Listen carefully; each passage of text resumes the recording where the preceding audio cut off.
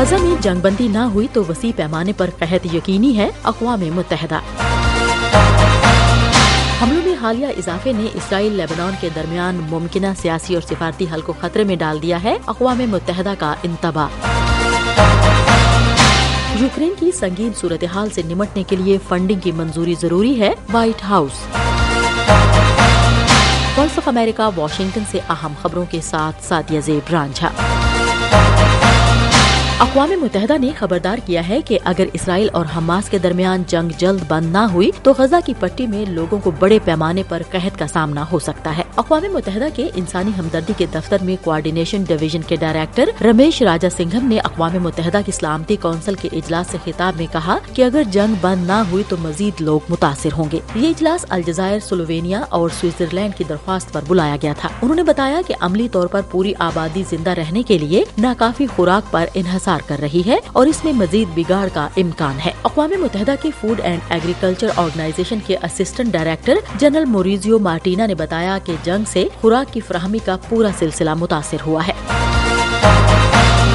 اقوام متحدہ نے خبردار کیا ہے کہ لیبنان اسرائیل سرحد کے پار حملوں میں حالیہ اضافے نے ممکنہ سیاسی اور سفارتی حل کو خطرے میں ڈال دیا ہے اور متاثرہ سرحدی دیہاتوں کو امداد فراہم کرنے کی صلاحیت کو بھی متاثر کیا ہے۔ اقوام متحدہ دونوں فریقوں کے درمیان ثالثی کی کوشش کر رہا ہے۔ In Lebanon, our colleagues there are following closely developments across the blue line and warning of the impacts.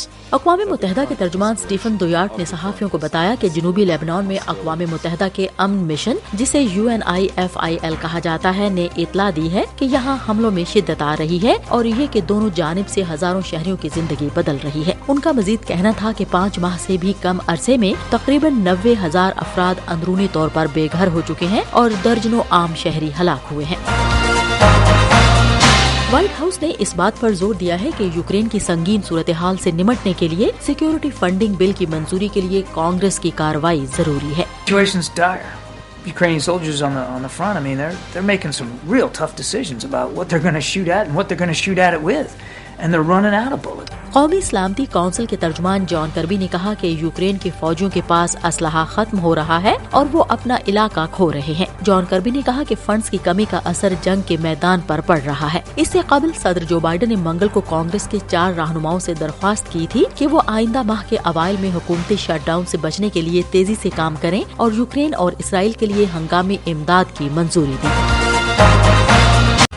یورپی یونین کے ایک کمشنر نے کہا ہے کہ ہمیں یہ بتایا جا رہا ہے کہ جنگ کے دوران فلسطینیوں کی امداد کے لیے کام کرنے والے اقوام متحدہ کے ادارے اونروا کا کوئی اور متبادل نہیں ہے۔ یورپی کمشنر برائے انسانی امداد اور کرائسس مینجمنٹ جینس لینارک نے یہ بھی کہا کہ اسرائیل نے اپنے اس دعوے کے لیے کوئی ثبوت فراہم نہیں کیا ہے کہ 7 اکتوبر کو ہونے والے حملے میں اونروا کے عملے کے کچھ لوگ ملوث تھے۔ ان دعووں کی وجہ سے امریکہ سمیت کئی عطیہ دہندگان نے اپنی فنڈنگ روک دی یا معطل کر دی تھی۔ لینارک نے یورپی پارلیمنٹ کو بتایا کہ غزہ میں کام کرنے والی دیگر امدادی ایجنسیوں اور NGOs نے یورپی یونین سے کہا ہے کہ وہ غزہ کے 23 لاکھ لوگوں کو پناہ دینے اور ان کی مدد کرنے میں اونروا جیسا کردار ادا نہیں کر سکتے۔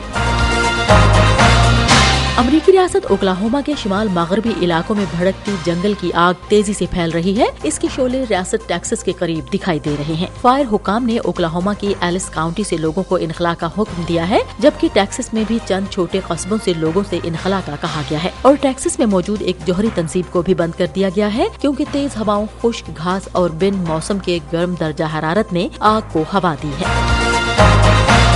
وائس آف امریکہ واشنگٹن کی اردو سروس سے خبروں کا یہ بلیٹن اب ختم ہوتا ہے۔ میں ہوں سعدیہ زیب رانجھا اور ایڈیٹر تھیں بہجت جیلانی۔